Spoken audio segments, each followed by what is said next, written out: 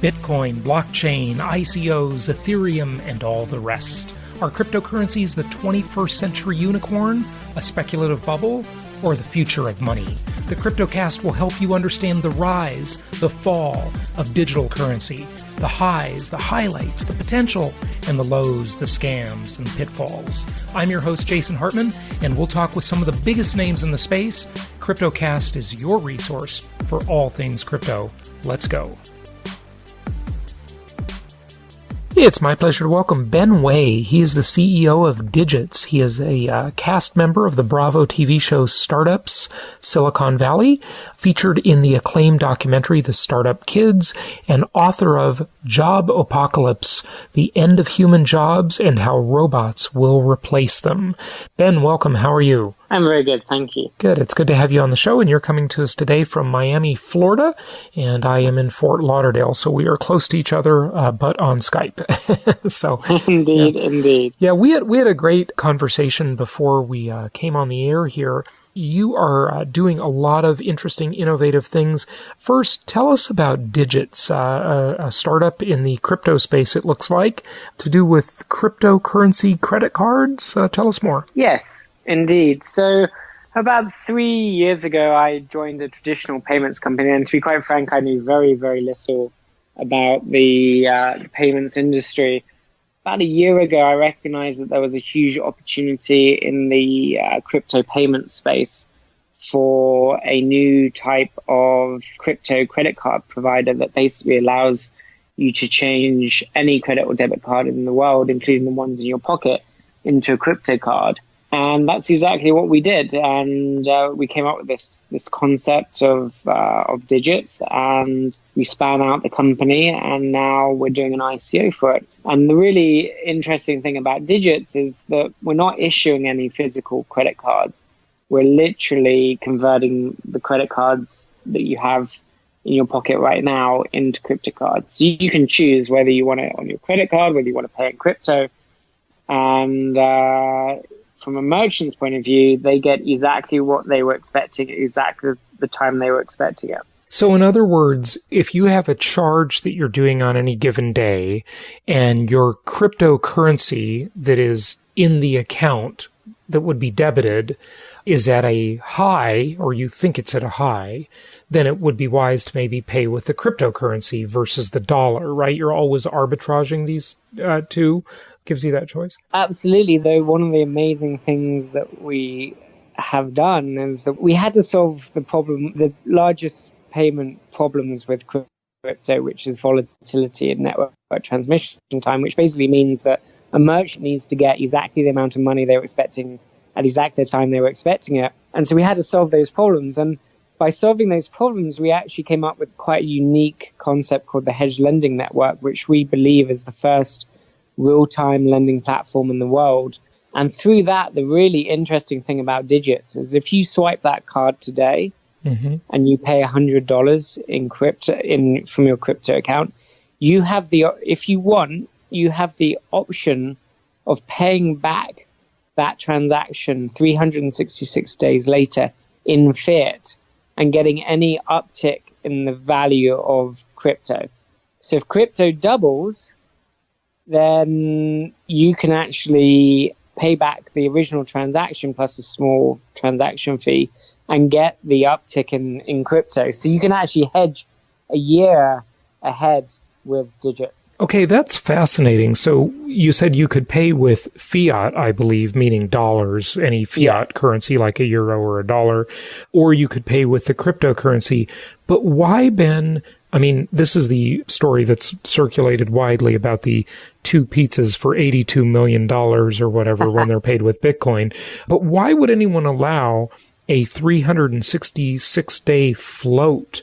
That is a long option period. There's got to be a decent amount of option consideration to have that long of a period because, wow, it's a long time. We've actually created a very unique model, which means that in 366 days, you can pay back that transaction in fiat. However, if the market has gone down during that time and it goes past a certain trigger point, then the crypto is automatically liquidated and the lender paid back. So we see that option as kind of being the icing on the cake of the transaction. If you swipe that card and crypto continues to go up, then you're going to benefit from that. But if crypto goes down and we liquidate it and pay back the lender, then you don't get that facility. But you've still spent the $100 you were expecting to spend at the time you were expecting to spend it. So we kind of see that facility as a side effect of our model. It's not kind of like a core proposition. It's just one of the many benefits. And the other major benefit is that we turn a short-term taxable event into a long-term taxable event that can save up to 30% of the transaction fee in tax. So it's these kind of two huge benefits that actually are just side effects of the way we built the whole system in trying to solve these two big problems, which is volatility and network transmission time. Mm-hmm. And in effect, the way we do that is the hedge lending network is a two-sided marketplace, and the hedge lending network itself takes the risk. Mm-hmm. How do you turn any card into a cryptocurrency card, though? Is it simply because, I mean, I don't do anything with my American Express card in my wallet or my Visa or my MasterCard in my wallet. You do something with a back-end account, right? I don't. Yes. I don't even talk to my credit card issuer about this, right? No, exactly. So the easiest way to explain it is that we kind of interrupt the payment before it gets to the Visa, MasterCard networks, and we check whether it's a crypto registered card. But the really important thing is we still settle the transaction across the Visa, MasterCard networks. So we play very nicely with Visa, MasterCard. We're not trying to take them out of the loop. We actually leverage the value of their transactional network. And that's a very big differentiator for us, because by settling on the Visa, MasterCard networks, it means that we don't actually have to deal with single merchants. From a merchant's point of view, it is just a normal credit card transaction. So it means that we can integrate at much higher levels, and all the merchants below, you know, who are attached to that automatically are part of the Digits program. And literally, we don't have to sign any new agreements or anything, because we're just settling the transaction exactly the way they expected it to be. Settled. Yeah. Okay. Yeah. Oh, very interesting. Very interesting model. Good stuff. I want to leave the topic of digits if we can and talk about your book, because I think it's a fascinating topic. But before we do that, is there anything else you want us to know about digits or cryptocurrencies? Not really. Just if you're interested, check out the digits.io website. We're in pre-ICO right now. We're about to launch with RenGen Labs. And we want to build a really long-term valuable business. Fantastic. Okay, so the future of jobs. I tell you, I have made many very good predictions on my podcast over the years, Ben. The one I have been a miserable failure at is interest rates. But hey, you know, everything else has come true, so that's all right. If you didn't win the interest rate game with me, that's fine. But the rental market, the real estate market, all of that stuff, I've been pretty good at all of that. But the one thing I am really struggling with is the future of robotics and automation. And here's the reason I struggle with this. And, you know, your book is addressing this topic very specifically. But, you know, if you look at every innovation over the course of history, people have always been in fear that they would lose their job, that massive amounts of people would be displaced, that there would be economic collapse, etc. And that has never really happened. Looking at the census for the last maybe 50 years or so, the only job out of all job categories they cover that has gone away because of technology is elevator operator. We do operate our own elevators nowadays, so we don't need the guy sitting in there, you know, picking our floor. But everything else is still there, really, right? But I wonder if this time it's different. And the reason I wonder is that, okay, self-driving cars, autonomous vehicles, the transportation industry is one of the biggest industries on Earth. But the people that drive your Lyft and your Uber and your delivery truck, they're not going to learn robotics. Will they just all be displaced into jobs we can't even imagine yet? I don't know. What will happen? What will come of this? Massive unemployment or, massive prosperity? Yeah, I mean, there's a few ways of looking at this. So first of all, the data that you're looking for on who lost their jobs because of technology and automation actually is there. It's just hidden. And one of the analysis I did in my books and where I believe it's hidden is the amount of time for an economic recession to recover. So if you look at all the recessions from the beginning of this century, every recession has taken twice as long as the previous recession to recover. And the reason for that is that when an economy is growing, it becomes inherently more inefficient, and organizations don't want to change and they don't want to optimize. They're just happy they're making money, and they don't focus resources on efficiency. When you go into a recessionary dip, what happens is that organizations have to become more efficient and they automate and re-automate. And what happens is that it takes twice as long each time that happens for the jobs to come back to the same level, because what you're seeing is actually that slack. So my belief is in the next recession, whenever that may be, is you're going to have a horrific recession which we may not recover from on a jobs basis, where you kind of hit a point of no return for jobs.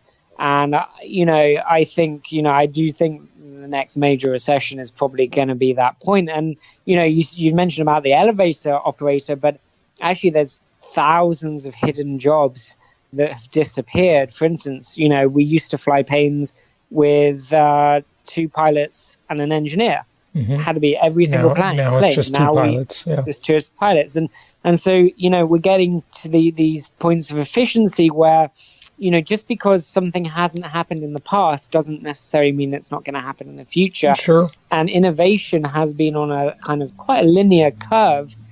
And at some point, it's going to break the system of labor. And then coming back to your point, then there's 2 points of view. And I'm ever the optimist. So say, well, if we're lucky, we'll be treated like well looked after pets.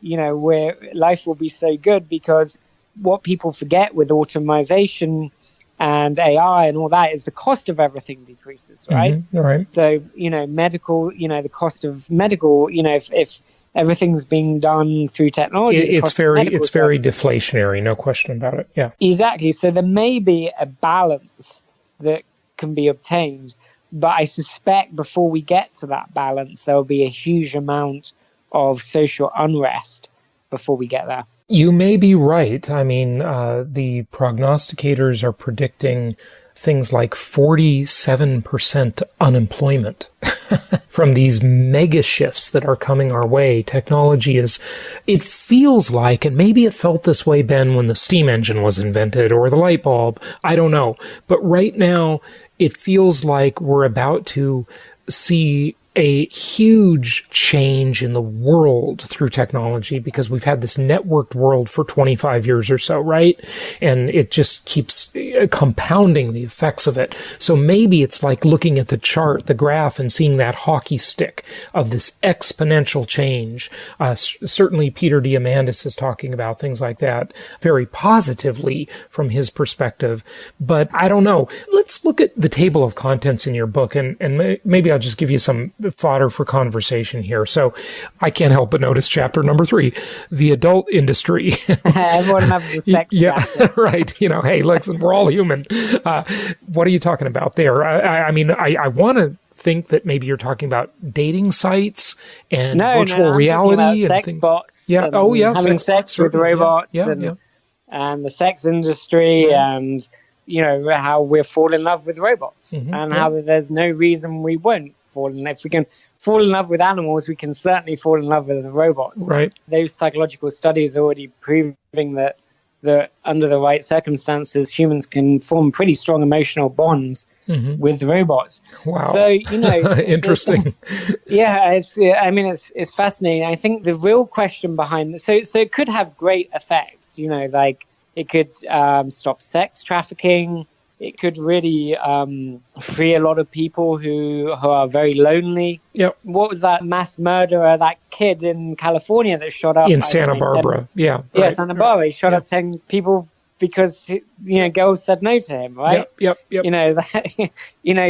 Sex is important. It's part of the human condition. Right, sure. We need it. Yeah. So it can have some very, very positive outcomes. But more fascinating side for me is, and this is just from an interest level, is psychological and moral issues behind it. For instance, is having sex with a sex bot, is that being unfaithful to your partner? Yeah. If you create a robot that looks like a child, is that pedophilia? And if it is pedophilia, is it better that a pedophile have an outlet, uses a robot or a human? Yeah. So there's all these kind of interesting moral dilemmas that humans are going to have to grapple with in the next 10 years about their morality and what it is to be human.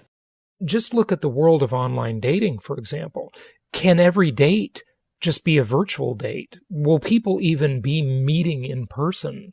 Because with virtual reality and all of these different technologies, I mean, it's really, it begs the question of what is real. It literally begs the question. And if anybody saw the movie from a long time ago, Altered States, where they explored these planes of reality based on these psychedelic drugs, right? It's an interesting concept, and philosophers and sages, for thousands of years have been asking these same questions, but very interesting. So what about logistics and hard drives? What about that? So logistics is actually something that's quite personal space to me, because we actually own a last mile logistics company called Shipsy. And Shipsy is all focused in this big revolution that we're about to see, where all logistics will be on demand. Mm-hmm. So, my belief is that, the way that logistics is done now is going to change rapidly in the next 15 years. And once self-driving comes in, almost everything will be delivered in real time. And the way I kind of explain this is that, retail is effectively dying right now. And so what replaces it? And my belief is that you will have effectively, retail locations will become showrooms. And by the time you've walked through that showroom and you've chosen what you want, by the time you get home, it will already be at your door.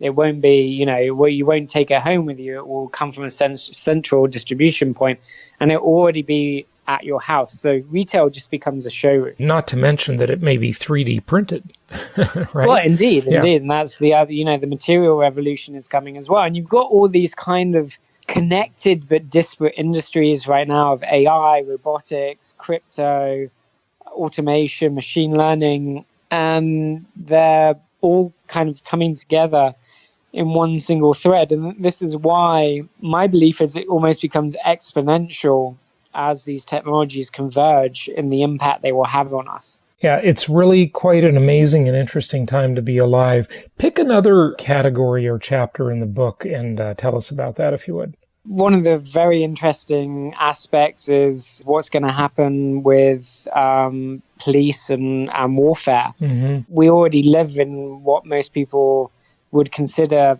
50 years ago a surveillance state, right? Everything we do is tracked, and Google probably knows more about me than the police, right?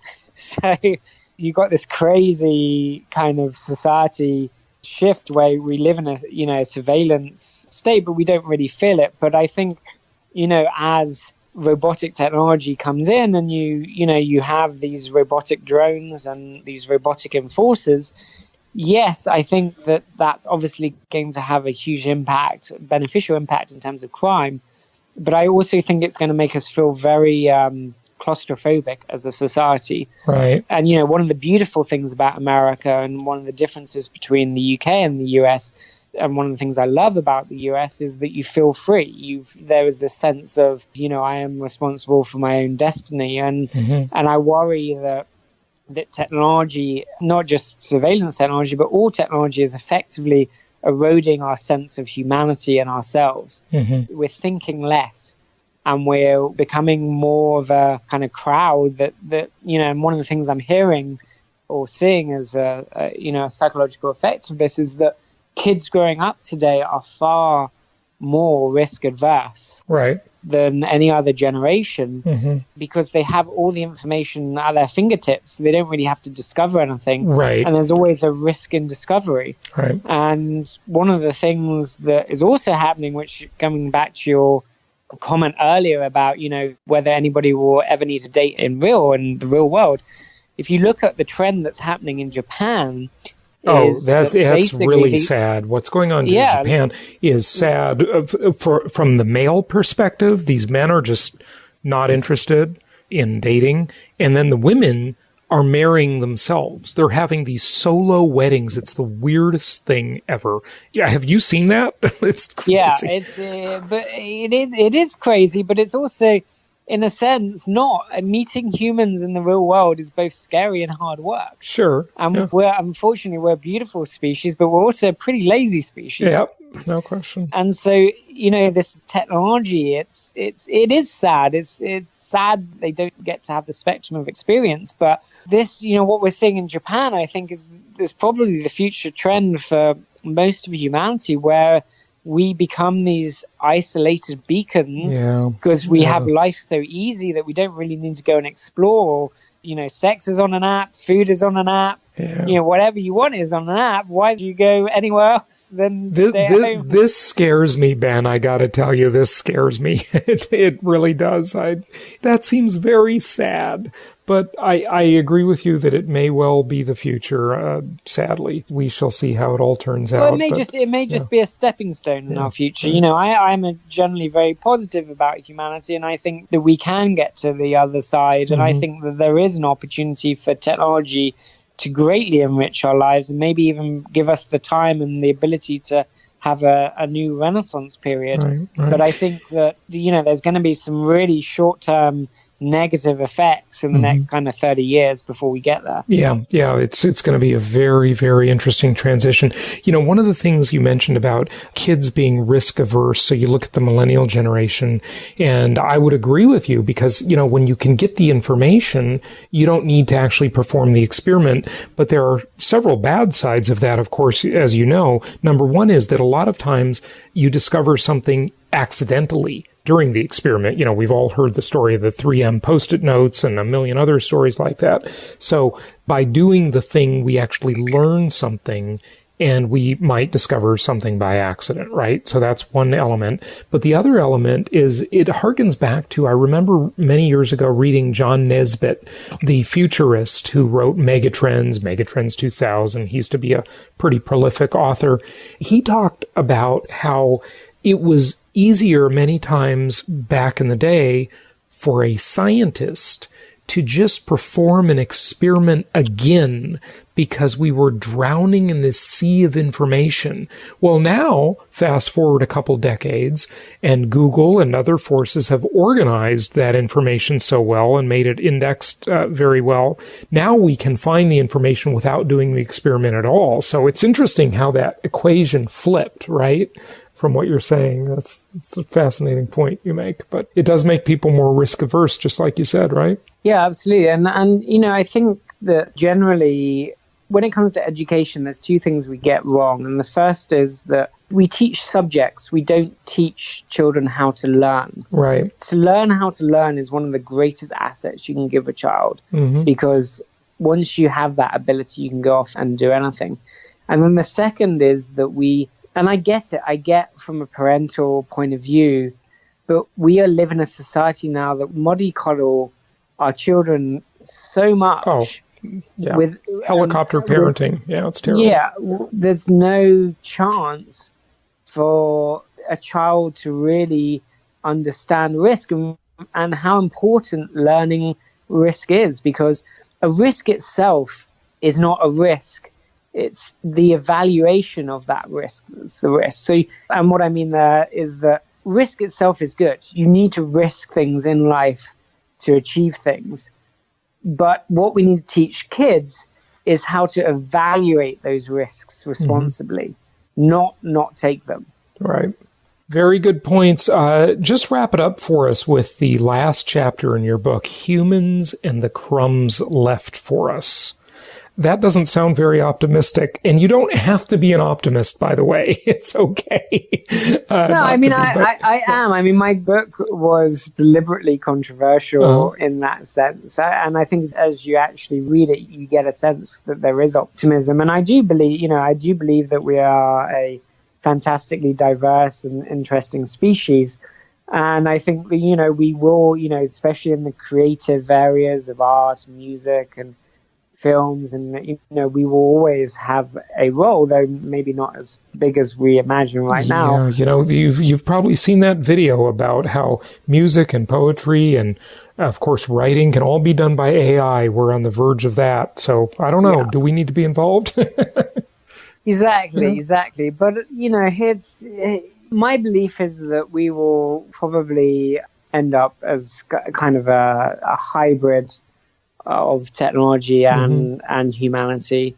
And I think what you're actually seeing, if I break it really down to what I think is happening in society or as a civilization, is I think we're actually almost splitting as a civilization into two species. And that's not biological, that's actually informational. And so you've got part of the species that accepts technology and is going to get more and more integrated to the point where you can't be unintegrated and survive, which we're pretty much there. I mean, most people can survive without their phone for any duration of time these days. And we're going to get a whole swathe of society that rebels against technology because they're not part of it. Right. And actually, I'm funny enough, I've just written a new book, which is actually my first piece of fiction, but it's about a lady inventor who discovers artificial consciousness set about 30 years in the future, and how she has to protect this artificial consciousness. But the fundamental aspect of this artificial consciousness is that it has all the qualities we attribute to God. So it can see the past, it can predict the future, it can answer almost any question. And it's kind of like this amazing it's actually a kind of spiritual, technological combination of what the future could be. Yeah, really interesting. Good stuff. Well, Ben, give out your website. Maybe do you have a separate author website besides Digits, for your books and so forth? Yeah, you can always find me at Rainmakers Global, which is my holding company. Pretty accessible. So just, ping me on one of the million channels that I'm probably active on. Fantastic. Ben Way, thank you so much for joining us. Brilliant. Thank you very much. Thank you so much for listening. Please be sure to subscribe so that you don't miss any episodes. Be sure to check out the show's specific website and our general website, hartmanmedia.com, for appropriate disclaimers and terms of service. Remember that guest opinions are their own, and if you require specific legal or tax advice or advice in any other specialized area, please consult an appropriate professional. And we also very much appreciate you reviewing the show. Please go to iTunes or Stitcher Radio or whatever platform you're using and write a review for the show. We would very much appreciate that. And be sure to make it official and subscribe so you do not miss any episodes. We look forward to seeing you on the next episode.